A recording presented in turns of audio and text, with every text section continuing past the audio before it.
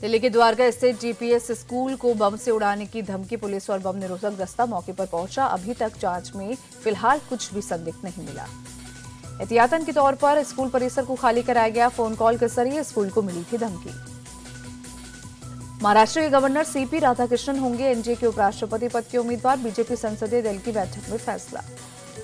BJP headquarter में हुई संसदीय दल की बैठक। पीएम मोदी, जेपी नड्डा समेत कई नेता शामिल।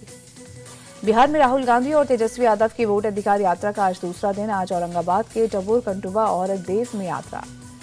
औरंगाबाद में राहुल और तेजस्वी ने जनसभा को किया संबोधित। तेजस्वी ने वोटर अधिकार यात्रा के लिए राहुल का जताया आभार। राहुल गांधी ने बीजेपी पर निशाना साधा। बोले, बीजेपी और चुनाव आयोग संविधान मिटाना चाहते हैं, हमारी लड़ाई संविधान बचाने की है। राहुल गांधी बोले, एसआईआर के जरिए ये लोग बिहार का चुनाव चोरी करने की कोशिश में हैं, हम ऐसा नहीं होने देंगे। पीएम मोदी को लेकर बोले कांग्रेस चीफ खड़गे, मोदी आपका वोट चुराता है, को हटाना जरूरी है। खड़गे ने पीएम मोदी को बताया खतरनाक आदमी। कहा, जब तक गद्दी से उतारेंगे नहीं, देश सुरक्षित नहीं रहेगा। वोटर अधिकार यात्रा में तेजस्वी यादव बोले, वोट की चोरी नहीं, डकैती हो रही, जनता के वोट को हम खत्म नहीं होने देंगे। वोटर अधिकार यात्रा में शामिल हुए आरजेडी चीफ लालू यादव। कहा, बीजेपी को भगाइए और हमें जिताइए, लोकतंत्र बचाने के लिए सभी दल इकट्ठा हो। लालू यादव बोले, हमने बहुत कुर्बानियां दी हैं, आगे भी देंगे, बीजेपी को संविधान खत्म करने नहीं देंगे। राहुल का नाम लिए बिना चुनाव आयोग का निशाना। मुख्य चुनाव आयुक्त ने कहा, प्रेजेंटेशन में दिखाया डाटा हमारा नहीं, वोट चोरी के आरोपों पर हलफनामा दें या देश से माफी मांगे। विपक्षी दलों के आरोपों का चुनाव आयोग ने दिया जवाब। प्रेस कॉन्फ्रेंस में बोले मुख्य चुनाव आयुक्त, एसआईआर की शुरुआत बिहार से की गई। ज्ञानेश कुमार बोले, मतदाता सूची में गड़बड़ियों की जानकारी पार्टियां दे, संवैधानिक कर्तव्य से पीछे नहीं हटेंगे। मुख्य चुनाव आयुक्त का बयान, न पक्ष न विपक्ष, हमारे लिए सब बराबर, वोट चोरी जैसे गलत शब्दों का इस्तेमाल ठीक नहीं।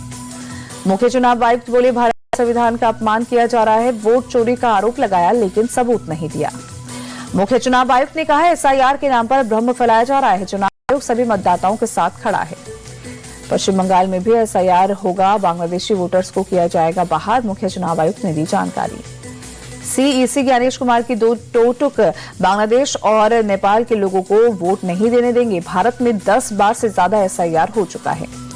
बीजेपी प्रवक्ता जफर इस्लाम बोले, चुनाव आयोग ने राहुल गांधी को एक्सपोज कर दिया। चुनाव आयोग ने राहुल से हलफनामा देने या माफी मांगने को कहा।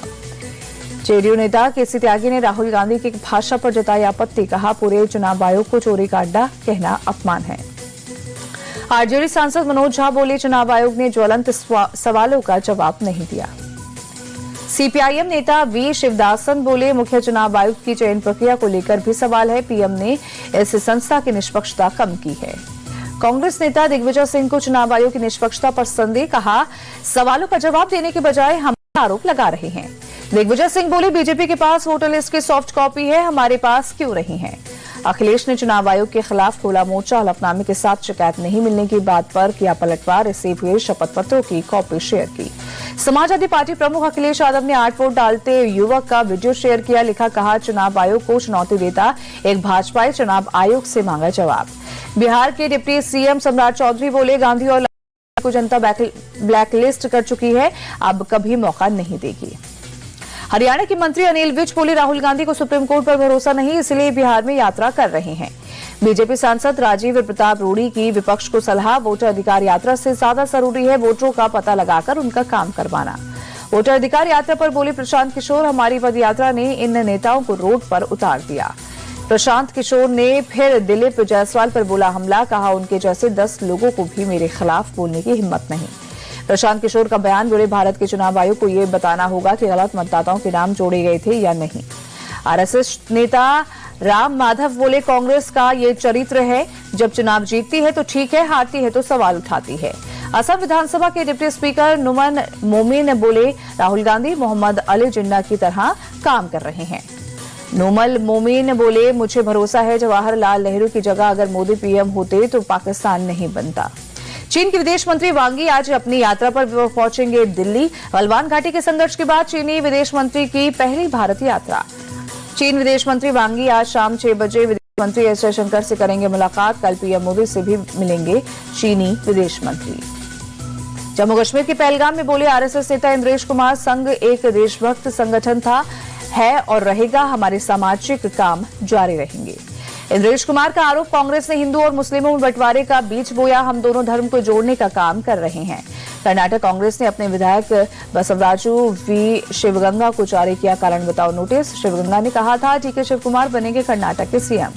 सीएम योगी से मुलाकात पर बोली सपा की निष्कासित विधायक पूजा पाल, आगे क्या करूंगी अभी तय नहीं, लेकिन मैं जनसेवा करना चाहती हूं। पीएम मोदी ने द्वारका एक्सप्रेसवे के दिल्ली सेक्शन का उद्घाटन किया, अर्बन एक्सटेंशन रोड की भी शुरुआत की। दोनों रोड प्रोजेक्ट पर करीब 11,000 करोड़ का खर्च, अब गुरुग्राम से दिल्ली एयरपोर्ट पहुंचना होगा आसान। दोनों रोड बनाने वाले वर्कर्स से मिले पीएम, कुछ निजी और कुछ कंस्ट्रक्शन से जुड़ी बातें की। पीएम मोदी बोले दिल्ली को बेहतरीन शहर बनाने का काम जारी, दिल्ली को हम विकास का सबसे बेस्ट मॉडल बनाएंगे। पीएम मोदी ने आप पर निशाना साधा, बोले पिछली सरकार ने दिल्ली को बर्बाद किया, पहले हम गड्ढे भरेंगे फिर विकास दिखेगा। पीएम मोदी बोले हम कृष्ण और बापू दोनों को पूछते हैं, भारत को सशक्त बनाने के लिए चक्रधारी मोहन से और आत्मनिर्भर बनाने के लिए चरखाधारी मोहन से सीखने की है जरूरत।